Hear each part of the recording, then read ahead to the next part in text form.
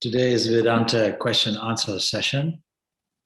And so I'll wait and see if there are any questions. Swamiji, if no one else has a question, I was wondering what the relationship is between Shaktipat and Advaita Vedanta, or Vedanta in general. Okay, yes. So it's a good question.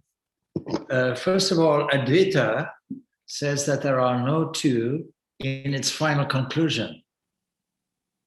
That doesn't mean to say that there are no two anywhere else.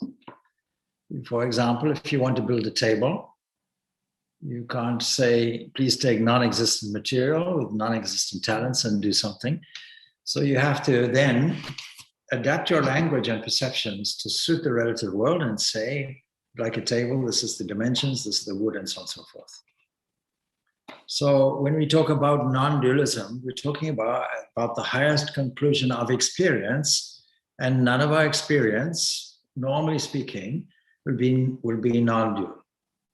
I'm sitting in a hall, there's me plus hall. There's a perceiver plus a perceived. Two things are there. There's a knower and there's a known. And the 13th chapter of the Bhagavad Gita talks about the kshetra, kshetrajna, makes this distinction, the knower and the field. But at the back of our minds, we keep this non-dualism in mind. Just like climbing a mountain, we know that we have to reach the top at some point, and we know there is a top. We also know that the top is no different from the mountain, since mountain is singular. It's not that we're climbing mountains and get to multiple tops. No, there's one thing at the top. And when we arrive at the top, we understand the whole of the mountain is the same thing. So we can make a kind of division between the absolute and the relative. And as long as we're struggling in the relative world, we need assistance, we need help. Primary help that we get is from scripture and guru. These are the two primary helps, but we've missed out some important things, because if you have no mind, then the guru doesn't make any sense and scripture doesn't make any sense. So mind is necessary. A very important section of your mind, which is attention. Attention can be made like a laser beam and pointed in many different directions. And it's to catch hold of that, instead of it shining in all directions, what we call scattered, kshepa, scattered. A scattered condition, that's not what we require, but that's really how most of our minds are. If I ask you randomly, what are you thinking now? You'll have to tell me a sequence of thought events connected by themes, but also random. Many people find this difficult. Sit for meditation, and then what happens in the mind? Let me think of a nice green field. Oh, did I put the green jersey in the wash? And then is it, did the turf, the green turf, the stain get on my white stuff? And you're off on a random series of thoughts. And then you realize and you bring everything back again. So most of our thinking is untrained. Most of the conscious area, which is a minority area of the total mind, is completely random. But random in the sense that there are offshoots. If we can trace where the origin was of the beginning of our journey, we'll see that there is a connection. But it's fired off so rapidly. Why is that? It's because the field in front of us is multiple. And with a multiple field, we originally just scan a whole lot of things generally, and then we narrow it down to one thing in particular. That's what the attention does. But we have the capacity then to see what is the attention doing at any given moment. Now, Shaktipat, that is, let's deal first of all with the term energy. So non-dualism would tell us, just as there's only one substratum called Brahman, there's also only one energy also. But the energy is in the relative sphere. And that energy is in many different places at many different moments, because it only operates through the medium, when we register it, through the medium of space and time, location.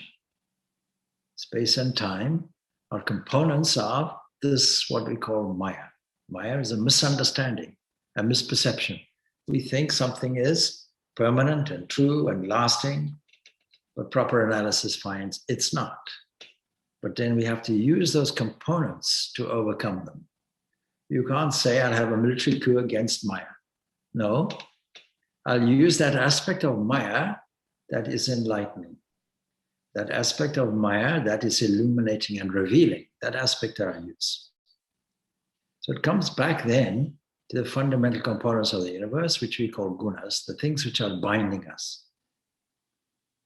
And we want to promote the best possible thing using our skill and experience and using another person's skills and experience for the time being. That's called guru.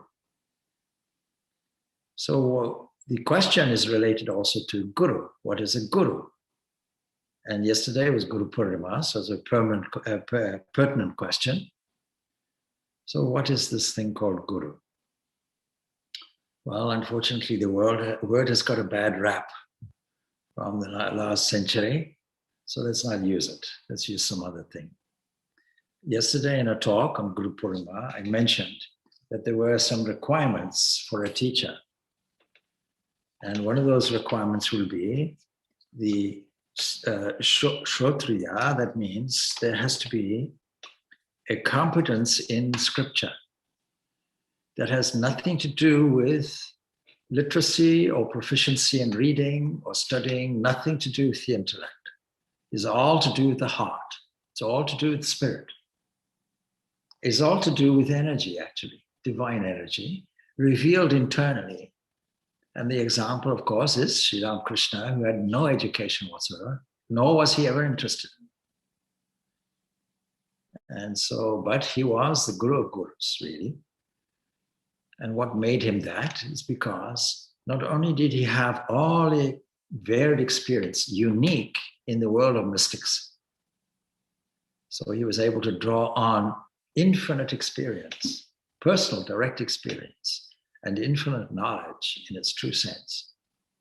And that is the meaning, really, of this Shrotriya, that is conversant with the truth. And the scripture is truth.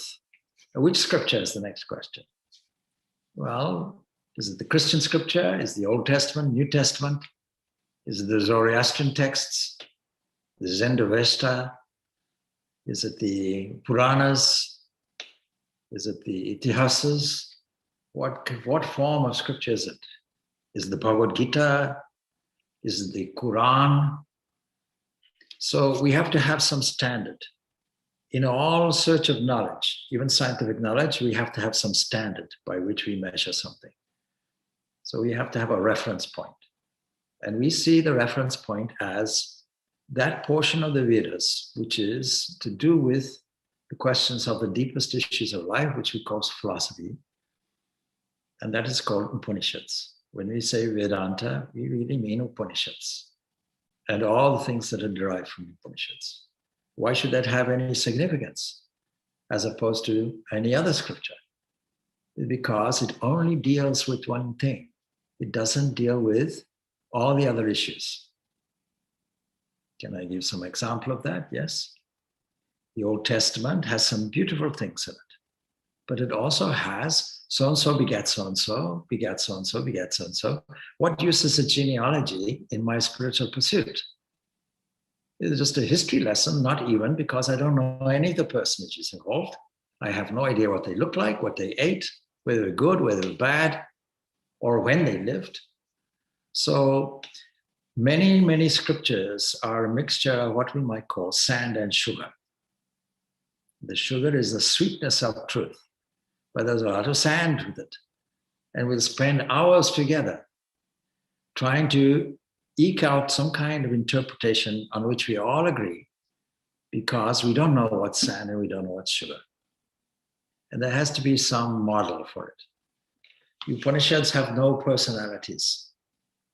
They have no theology. Nothing of this kind. It's pure, pure philosophy. And by philosophy, we don't mean anything to do with the intellect. The principles are rational and should be rational. But that is the test of their truth. Firstly, the authority has to be credible. It has to come from somebody who says, I have seen, I know, firsthand. And if we take the example brought up yesterday in a drama by young children, we will see Vivekananda, the greatest skeptic of his time in Kolkata, goes around asking, have you seen God? And today it's a question like that. Have you seen God? As if God is lost. People looking under the table, in the pockets, everywhere. No, I haven't seen God. I didn't know he was lost. That's the first answer I would give. Have you seen God? I didn't know he was lost. All right, searching for God. I don't think God is lost. That's the first thing. But God is right here, right now, but you don't know it. Why? Because the sense of attention is elsewhere. Energy that we call attention is distributed anywhere and everywhere. And so Narayan asks his question to the strange mystic Ramakrishna. And he must have seen the contrast, because Ramakrishna is a rural entity, uncouth, using rough Bengali language, rural village language that upset a number of people because it was a little crude. And so when you translate that from Bengali, it doesn't quite come out nicely, sweetly to the Western ear sometimes. But he wasn't afraid to use it. But one thing he knew God. And so, sir, have you seen God? And Ramakrishna laughs, not only have I seen him, I see him now. And he's more real to me than you standing there. In other words, he was declaring, I'm a non-dualist. I see God everywhere, in everything. And I see him despite the relative presentation of a body and walls and floors and all the rest of it. Despite that, I see that. Then he gives a very important addendum to this. And he says, and you too can see him. That makes sense. If he's here, if he's now, you can see him. How is it that we don't? If we are eternally free and perfect, how is it that we don't understand it, don't know it, don't see it? Well, some obstacles are in the way. And these obstacles start off in a certain hierarchy. These are called kleshas. So we have to remove these obstacles before we can clearly see. It's like having a lake. We want to see the bottom, but there are all these complications. All these waves are disturbing our vision. No clarity. You go to Mediterranean seas, you can look, and there you'll see clearly the bottom. But by the afternoon, everybody has swum, it's all stirred up. So it's the waves that are in the way. It's not that God is absent. No absentee God. That entity is present in all fullness. And the experience of it is what we call Advaita. Advaita, no point in postulating it if you don't see it. But in order to see it, in order to understand that it's there, the principles have to be laid out. So the Upanishads we use as a standard. And if any other scripture meets these standards, then we're satisfied.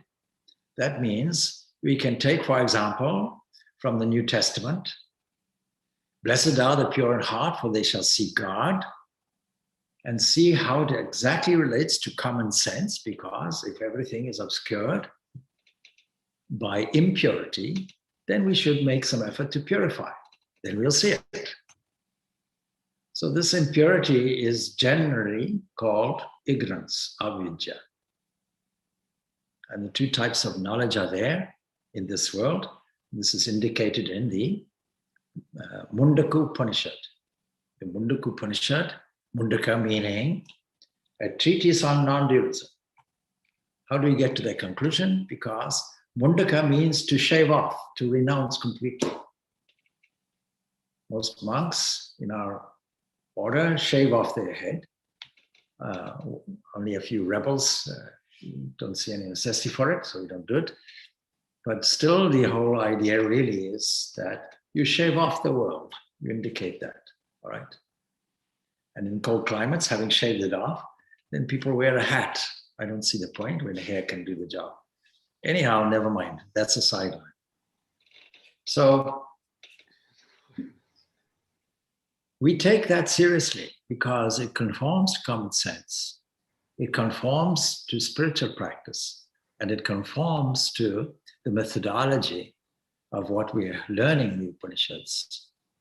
And it gives us not only the principle, it gives us the practice, and it also gives us a meditation. Because the process of meditation is purifying. It's just to do with cleaning the mind. That's all it is. You can take the mind as God's sitting room and clean it nicely. Just like we clean a shrine, we clean it nicely.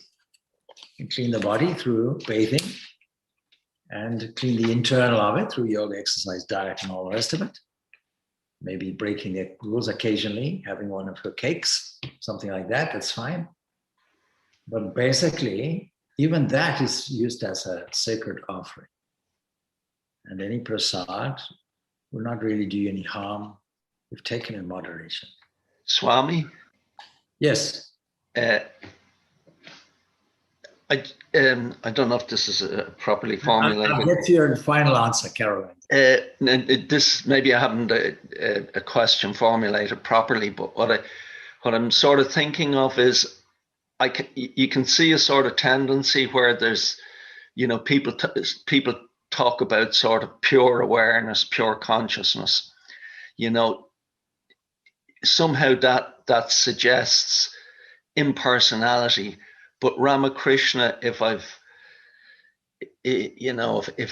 understood him, he doesn't, he doesn't just talk about sort of like a pure impersonal awareness. It's like for him, I don't know why the image is of a coin, that on one side of the coin is sort of pure consciousness, pure awareness. But on the other side of the coin, there's still personality. Another way, I was reading the Narada's Bhakti Yoga, and he was sort of witness consciousness was like I think was sort of seen as not the end. Like for him, it was to see God in everything and everyone. But then, when you say God, I think person, and when I think person, I think discrete, definite. A person is a definite thing, so, and yet I sort of feel that the coin idea is more powerful, and in a way there's an instinctual thing for me is that I feel that's more realistic, even though conceptually I can't compute it, I can't link it. Okay, I'm not sure if the coin analogy is the best, and I'll tell you why. And then we'll get back to the track we were on. So let's look at it this way, all right? So earlier I used the idea of a mountain. Well, let's just draw a basic triangle, all right? And say that's a mountain. So you see, if this is two sides of the coin, then it means there's a difference between this and all the rest. Or even if you use the coin, it means each side is equal, and that wouldn't be the case. The fact of the matter is that when we stand in Brahman, all this goes away. And I put it in a different way. So we start off as a devotee, and this is an answer to the earlier question. So we draw a circle around ourselves and put here I. And then there's this vastness beyond it. We don't like that. So what we prefer to say is that there is something beyond here. Now we can use the conventional word God. So we put that God there. All right. We can use any other term, and that is inevitably personal. Why is it personal? Because this is personal, and we give this a gender, he. Sometimes we can say she. The Upanishads are very careful to give it a genderless it. Even so, even that much. But you see, when you go beyond this, you're talking of the real impersonal, which is Brahman, which makes this a concept. So there's a definition of God that Swami Vivekananda gives. God is the highest reading to the human mind of the absolute. This is absolute.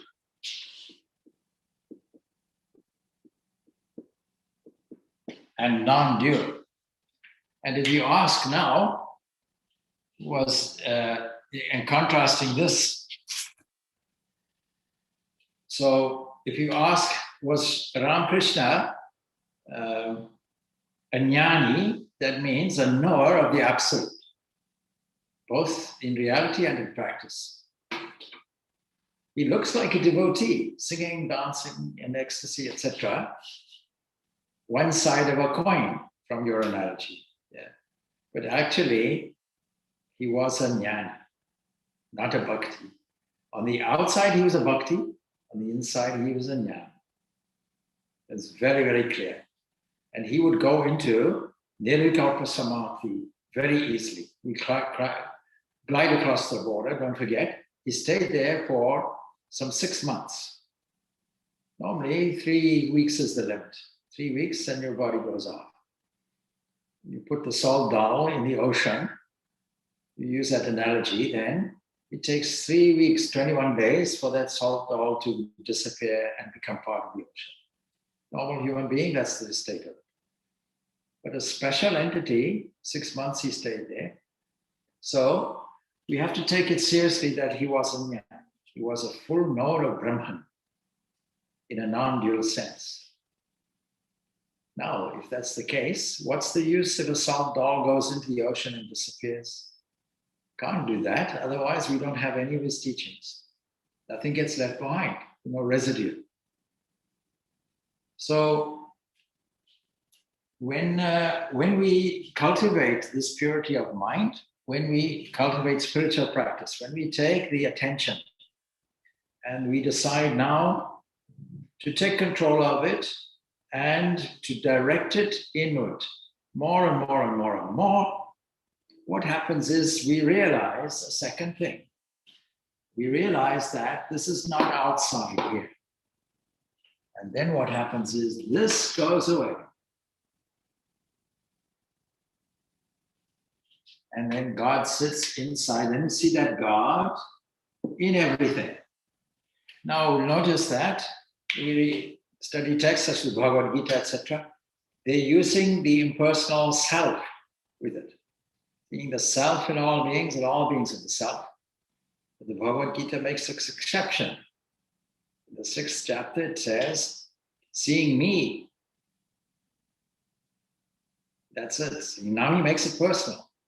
Now we can say, okay, we can use the full capacity of our imagination, which we're using anyway, but we're just forming cakes of fear and doubt, that's all. We can make cakes of glory also.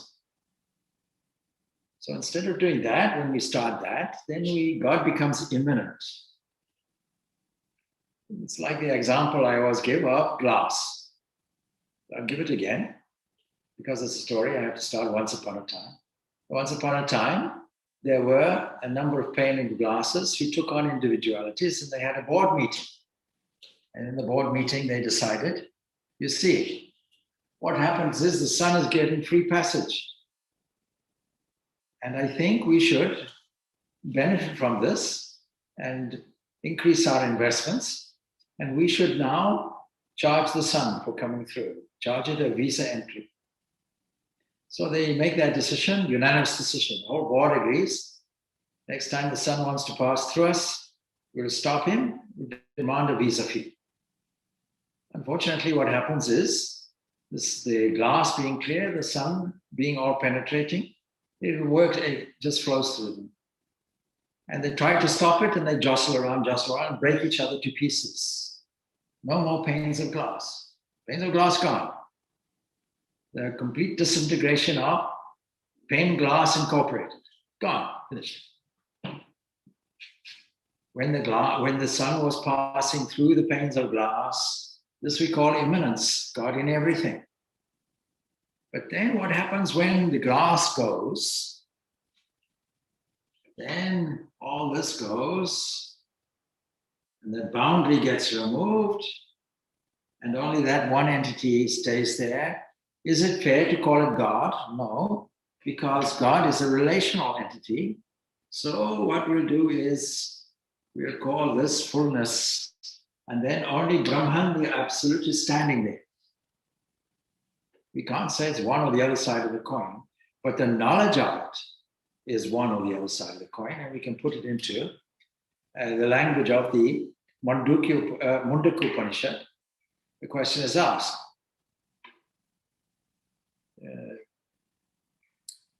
What is that? Knowing which, we can know everything. And the answer comes, there are two types of knowledge.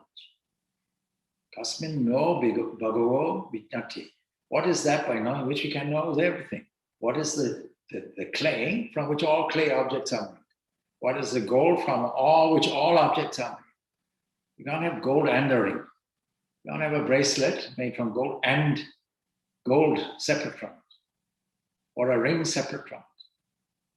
So there's a substance there which we call Brahman. And when we see it in a relative way, displayed as the world, then we see the fullness of it as conditioned, as it were. Just like when we see a light bulb, the influence of electricity is behind it. But the light bulb by itself has no value. You have to hook it into the electrical system. When you join the two together, there's an intrinsic understanding. So immanence and transcendence is like that. And the only difference between the two is to take off a barrier, that's all. When you take off the barrier or the obstacle, then it just stands as it's always stood. No separation, no difference. So we require a teacher, and we're coming back to the original question, who has to be conversed in these principles, not just as principles, but has this direct knowledge. And that brings us to a second thing, direct knowledge of this truth this teacher has to have. And then the third thing must be absolutely motiveless, and also has to be pure and selfless. These two go together, because they become an open channel for divine grace to flow. And as I said yesterday, you can't claim, from the Guru's point of view, you don't have any disciples. But from a Guru's point of view, supposing I used the example yesterday, you go to India and you visit 12 different temples and you see God in all of them. You can't come back and say, in answer to you, how was your trip? Very good. I got 12 new disciples. Doesn't make any sense. But if you see God in everybody, you can't say you have any disciples, nor can you have any distinctions. Although distinctions are there, but they're in terms of manifestations. God is in a rock. We see it more clearly in an animal. We see it more clearly in a man, and we see it more clearly in a holy person, realized person. It's only the degree of the obstacles, that's all. More obstacles, when you take that obstacle away, something else comes up, something else comes up. So now, for most people, the rare exceptions, a guru is required, and then that guru will need all those qualifications, naturally, until you come to an understanding that the guru is no longer necessary. You can transcend the guru because you realize this non-dual position, that the guru, that God, that the scripture is all one and the same thing. And then your mind is the guru. That's what I said yesterday. Now, where does this power transmitted from the Guru come from?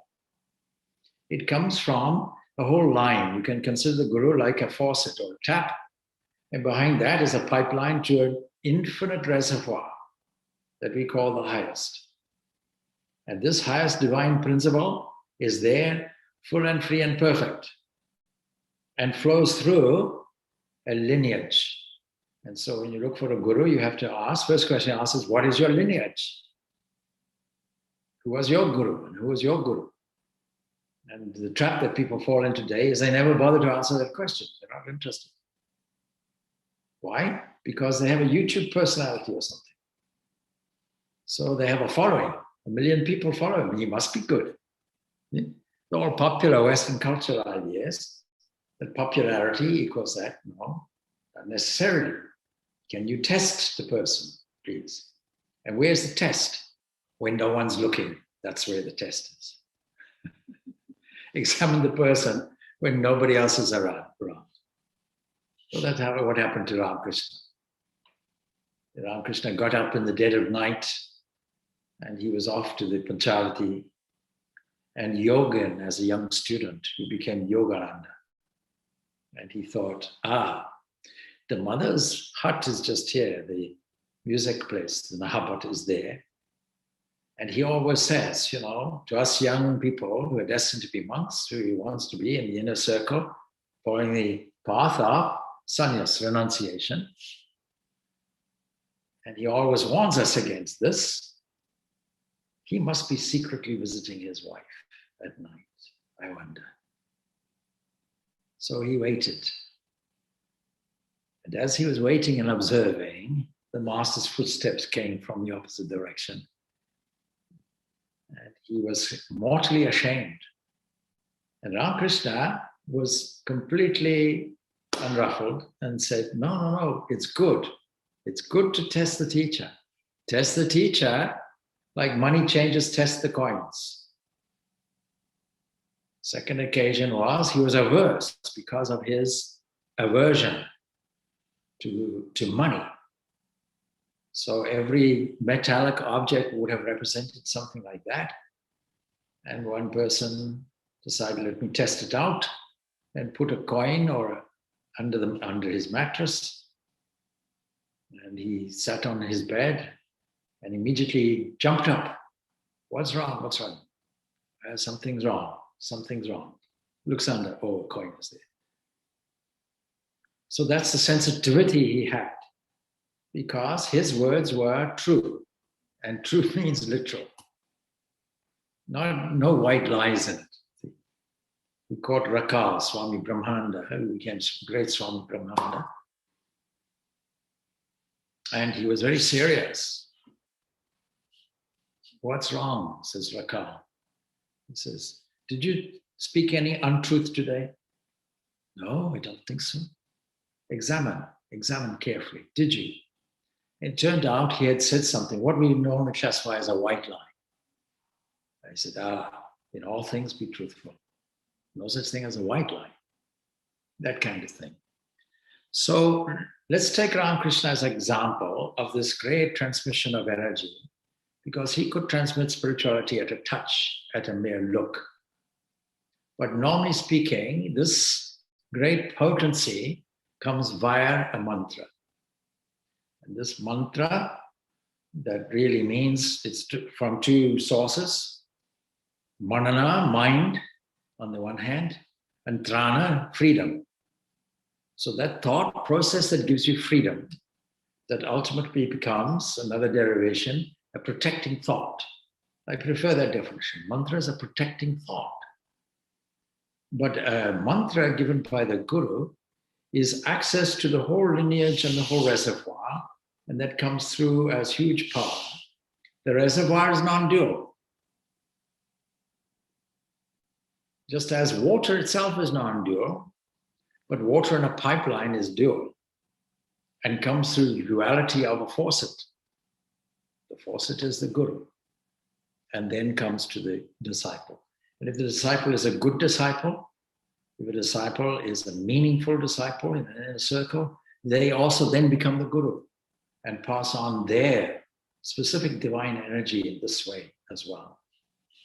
There's absolutely no conflict, therefore, between this transference or transmission, if you will, of this divine energy that Caroline is referring to, and the non-dualistic position. In fact, if there were no non-dualistic entity, there'd be no non-dualistic energy, and there'd be no energy at all, because the most truthful, most valid position would be the most generalized position. If you want to know what is chemistry, study hydrogen. Everything else comes from there. If you want to study physics, then study the basic elements of physics. If you want to study spirituality, then you study the source. It happens that we call the source Brahman. We call it the Avyakta, the unmanifest. Many names we call it. But if you want a real pinpoint description, then you'll use the Upanishadic language. It is Sat, it is existence itself. It is Chit, it is consciousness itself. It is Ananda, it is bliss itself. Sat, Chit, Ananda is the description. Taittiriya Upanishad says, Sat, Jnanam, Anantam. Anantam, infinity. Now, these are not helpful terms. Because what is pure existence? We don't know anything that is purely existent. And yet we have a feeling about it. You ask somebody, do you exist? I'm sure everybody will say yes. But what are the grounds for your existence? If you think you're a body, well, it doesn't exist for very long. There are no permanent habitats anywhere. The earth is not a permanent habitat. It's going to come and go.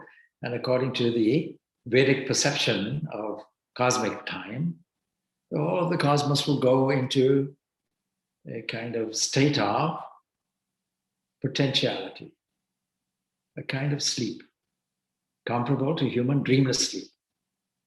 And what happens on the micro scale happens on the macro scale also. We experience just a rehearsal of the entire cosmos. The entire cosmos has a subtlety to it. And then beyond the subtlety, a potentiality, a causal area where nothing is happening, and then it erupts again, dream, waking. And for this reason, actually, the causal state called sleep is the closest to God, and we may as well reclassify it. I don't say I go to sleep. Say, I sit on God's lap. I sit on God's throne. I sit where he sits. I am there. Think of it in that way. When it manifests as a dream, the ruler, according to the Mandukya Upanishad, the ruler of that will be Hiranyagarbha. Cosmic mind is the ruler of dream. That's why when we do dream interpretation, as we had this last week, and one of the participants remarked, but this is the access to God's mind. Yes, absolutely. What Freud called the royal path to the unconscious, the royal road to the unconscious. He didn't use any other terms like that. But then the royal road, there must be a royal person involved. What is that royalty? And use the English term God again, if you like. Of course, if you're averse to the word God, then put another term. And more specifically, they call it Hiranyagarbha. That is that womb, that creative womb from which everything comes, and it happens to be golden. That is precious, all-knowing, omniscient, omnipotent. This is a personal God. And the impersonal God is the causal entity. Technically, we call this Ishvara, Lord, or we can call it nature and its potentiality, Prakriti, or we can call it Pradhana. Any of these terms, fine. But we can also call it Maya. And the key to it is that it doesn't work without space and time and causation. And this is something that is there. On these grounds, Swami Vivekananda was talking to the scientists of his day, trying to establish that is there something like this Shakti, this energy, from which everything else comes. Because that's primordial thing, according to his modern science. E equals m. Read about z squared. C is 1, and 1 squared is still 1. You just have to use a unit to reconcile other units, that's all. Because c is a constant. Speed of light is a constant. And any constant, you leave where it is, and you can put any value you like, and it's 1. 1 squared is 1. Now you have ergs and grams reconciled. That's only the meaning of that. Well, what it means is that energy and matter are equivalent. No such thing as matter. Matter is gone. Only energy is there. And so when this faucet, that is called a guru, opens up, then it's only pure divine energy that is flowing. And it is of a sattvic type. The energy is being there. Sattvic, rajasic meaning material activity, finite activity, yet seeming to go off infinitely. Tamas, some restraint, some inertia is there. And of these entities, sattva is there. And so this, it is necessary to get this Shaktipat, this transference, as it were, of this energy. There's absolutely no contradiction with dualism, non-dualism, because non-dualism will be its source. And that in expression, when it expresses itself across the border means like this.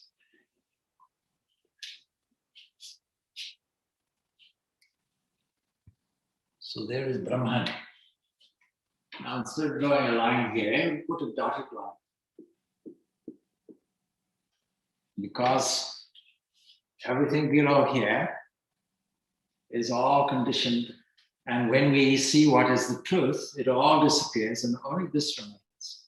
And this Sat, it is existence itself. It is Chit, and it is Anand. But what makes the border so-called? Well, it's like asking, how big is the universe? We don't know, but we can only know as far as our border takes us, speed of light. So we only know 15 billion light years away, that's all we know, because that's the speed of light. Beyond that, it may be that we are living in a tiny, infinitesimally small area, as it were, of the entire cosmological existence. That's a speculation. Because there's something called unseen, invisible galaxies. And we know they're there, but we can't see them. Anyhow, so this line here is constructed of space, constructed of time, causation.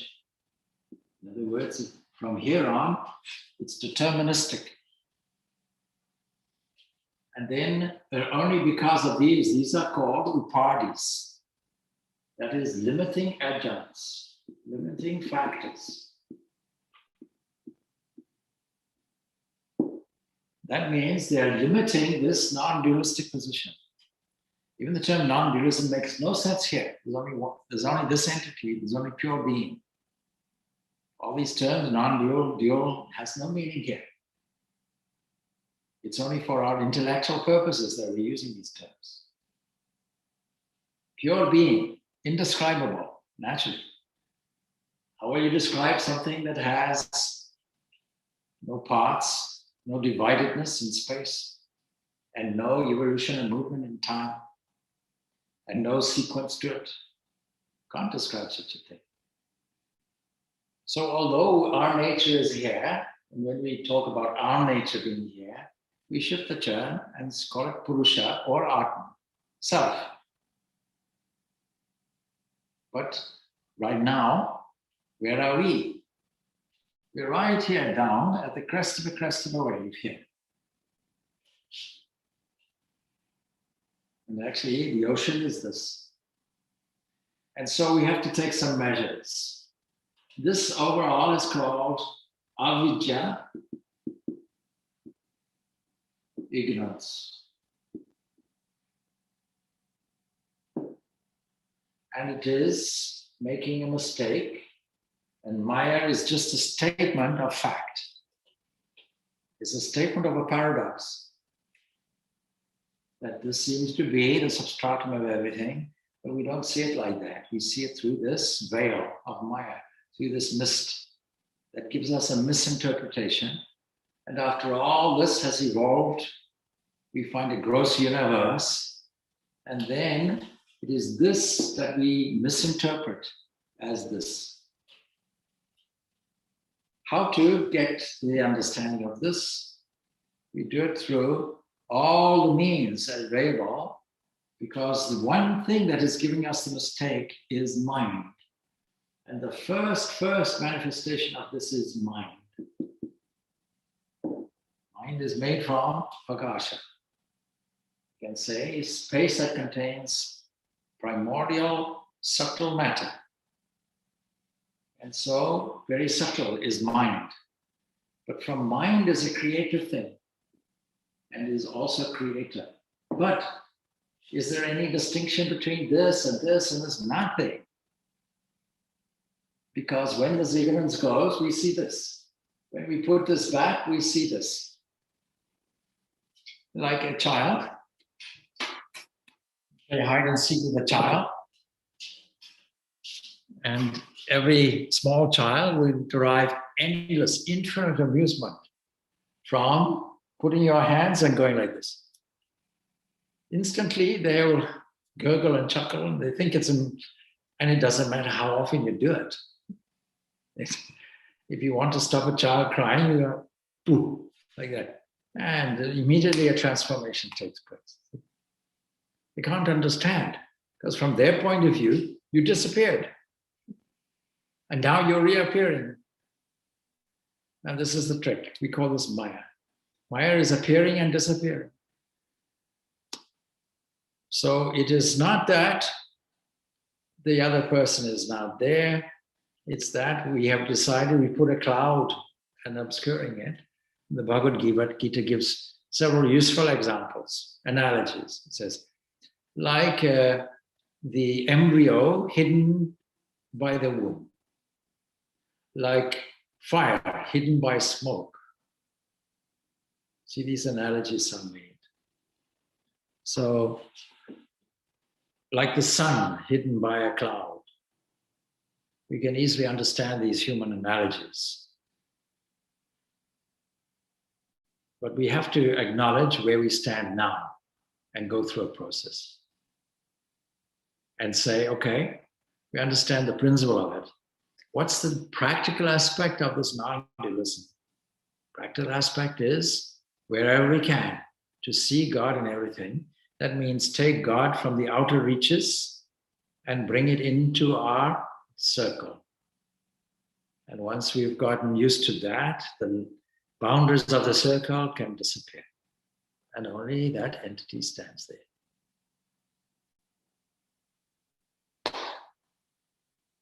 Okay, Caroline, you okay? Yes, thank you, Swamiji. Much to ponder. I was thinking a bit about that when I was reading the Bhakti Sutras, you know. Yes, but you see, the Narada Bhakti Sutras are just giving the approach of devotion. It's the most valid approach that is practically suitable for most people. But the ecstatic state, don't forget, when love comes to the point of the highest attitude in devotion, will be the attitude of Radha and Krishna. The whole idea of this lover and beloved. It's not exclusive to Indian devotional practice, because it's there in Christianity also. And it's there in the Sufis also, by the way. Yeah. So you see this ordinary devotion gets intensified to parabhakti. and prema, ecstatic love.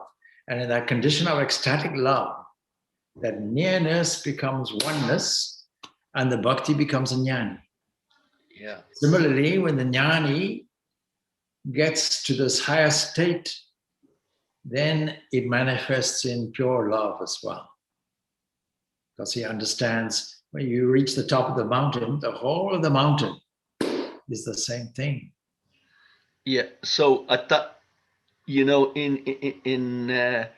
I haven't now got to grips with it, but I mean, I take it that in prema that the lover and the loved disappear into a one. Ultimately, yes. Melt. Yeah.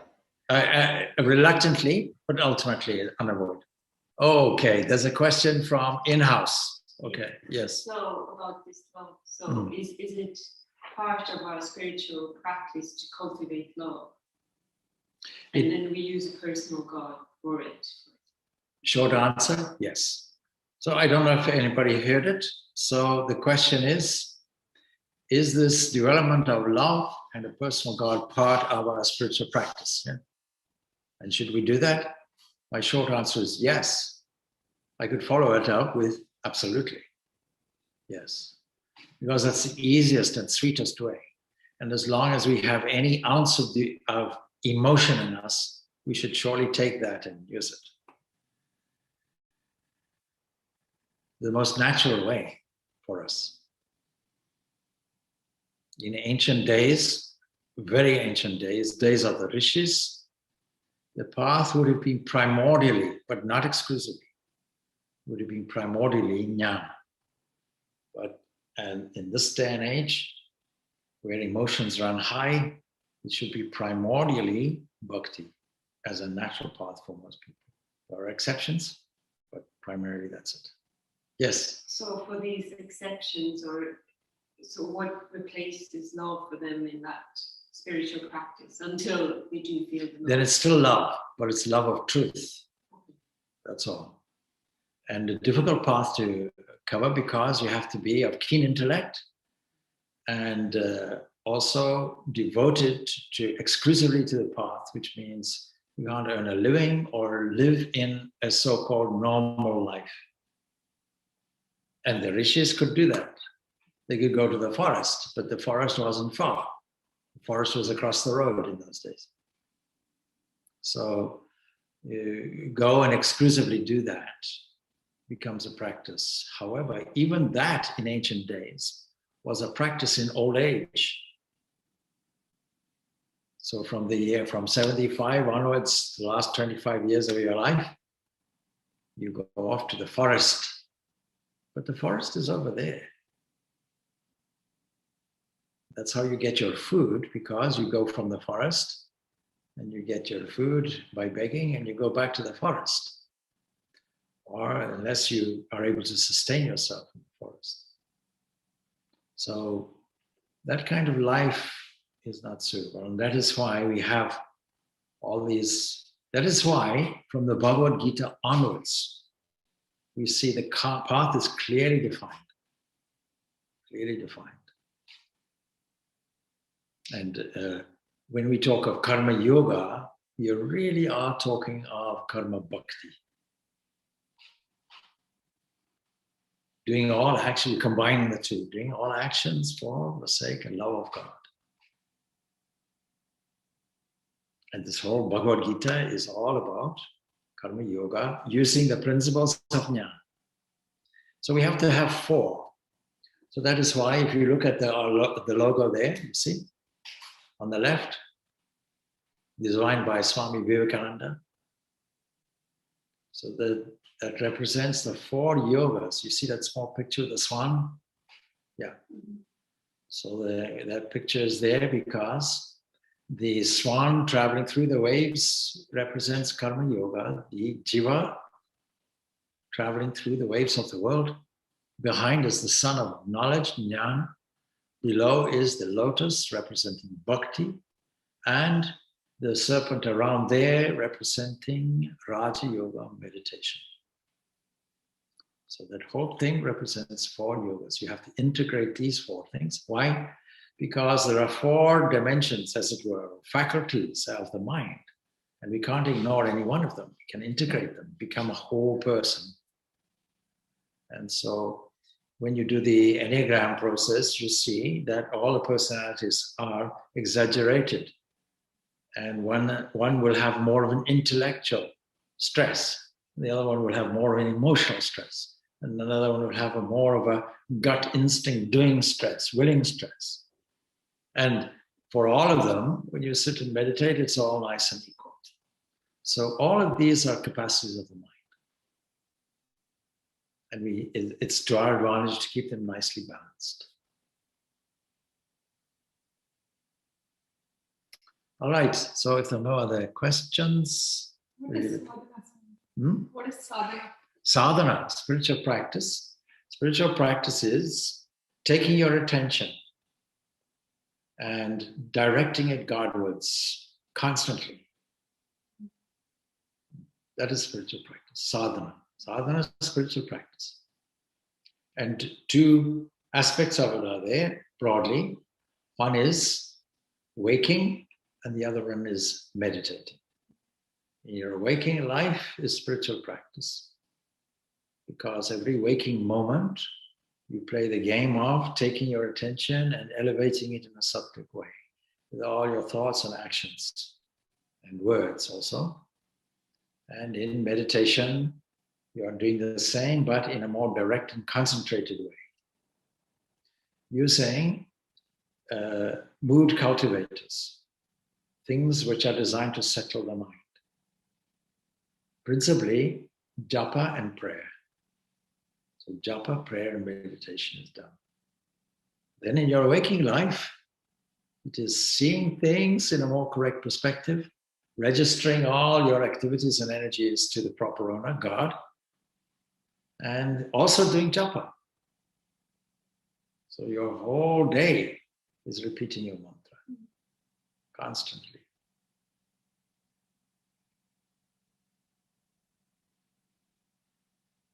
So a useful clue to some directed spiritual practice, which is general because every individual will be different, would be to divide a day up into various hours. And the early morning can be dedicated to japa. And then you can do meditation orientated toward thanks and praise. That's the morning orientation. And mid-morning can be dedicated to illumination or something of that nature, or a blessing, actually, blessing. Midday can be dedicated to illumination. And the afternoon hour can be preparation for the evening. And the evening hour, Vespers, is recounting your day, recording that. And dedicating the mind in that way. In the evening, taking advantage of the moods of the day. And then finally, before you sleep, surrendering yourself and putting your head on the divine author's lap and waking up with the same thought, which will happen. You're keeping your japa going as you sleep, and then wake up with that on your mind as well. The last thought and the last effect of all your thinking is the first on the other side. But be careful, because every moment is your last moment. Okay, good. Om Shanti, Shanti, Shanti. Peace. Thank you, Swami. And actually, I should end off with an Irish greeting, because I need to get into the habit of doing an Irish greeting now. Benachte live Gurlea. I think that's how it is.